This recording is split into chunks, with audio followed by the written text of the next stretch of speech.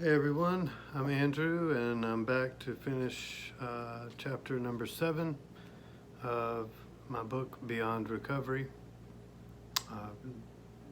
sharing my personal experience about how I went beyond just recovering and recreated and redefined myself. And in the last half of this chapter, um, I'm convincing myself and talking about here's how I left off. Do not be fooled into thinking that your ability to focus, think, and act upon an idea until it manifests in reality is a handicap or a disease. I assure you, it is quite the opposite.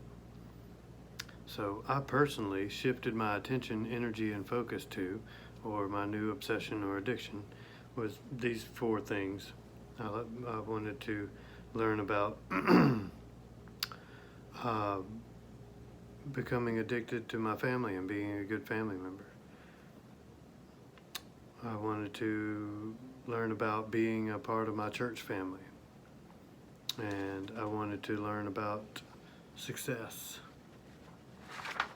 So I began to embrace my family and pray for them in a different way.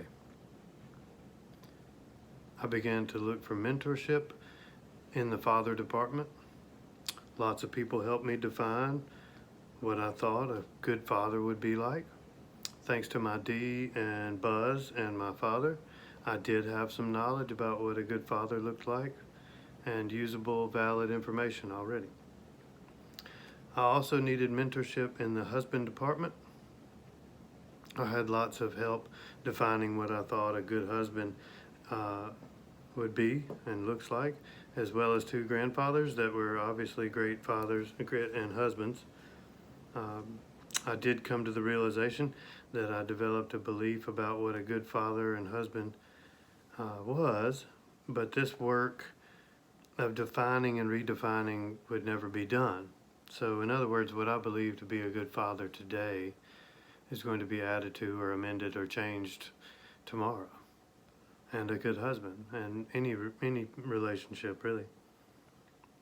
A constant renewal of my mind was necessary. I know now that obsessing about or being addicted to the qualities of love, joy, peace, patience, kindness, generosity, prosperity, and many other wonderful spiritual characteristics are more rewarding on their worst day than getting drunk ever was for me.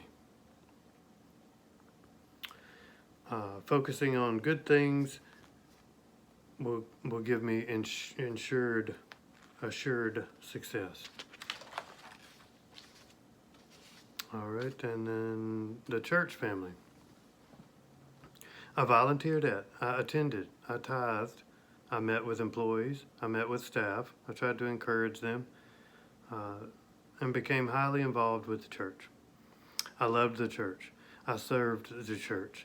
I knew that no matter if I was able to help lead anyone to an enlightened life or not, the church was already in that business. They were already doing that.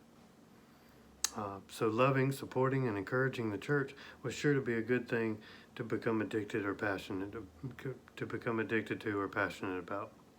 I obsessively prayed for the church. I looked for ways I could be helpful and useful to the church. Helping the church was most rewarding for me. I was able to help with repairs. I was able to play piano in the band. All of this wonderful, cheerful, and sincere giving taking place at none other than what I consider to be God's house. Many of the churches I donated my time and energy and services and money to will continue to have a positive impact on humanity long after I have left the body temple. So long after I'm gone, the churches that I've contributed to will continue to serve in a purpose of love and light in the world. I had that awareness as I was doing some of the work. And success. Well, I studied success. I interviewed and spoke with what I considered to be successful people.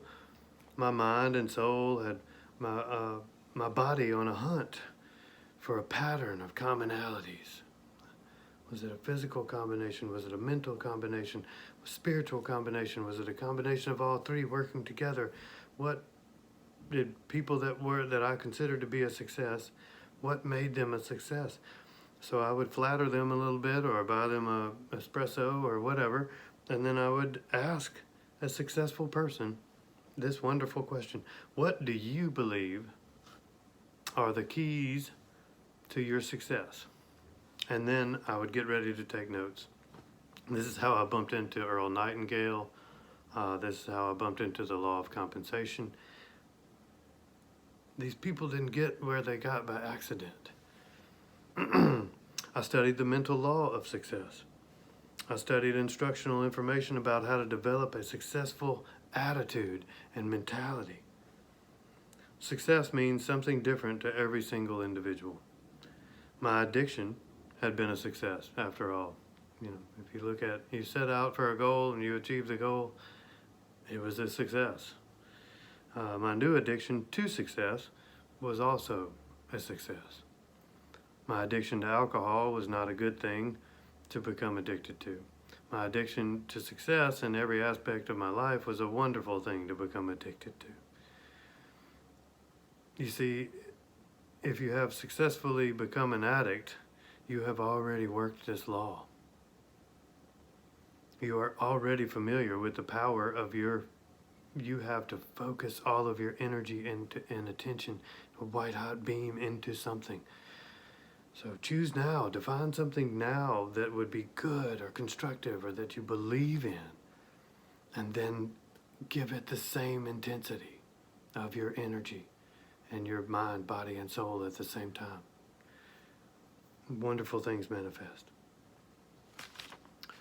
All right, chapter 8 is what will be next. Freeing your mind, or reprogramming your mind. So join me again later for chapter 8. I'm enjoying doing this. I hope someone's enjoying listening.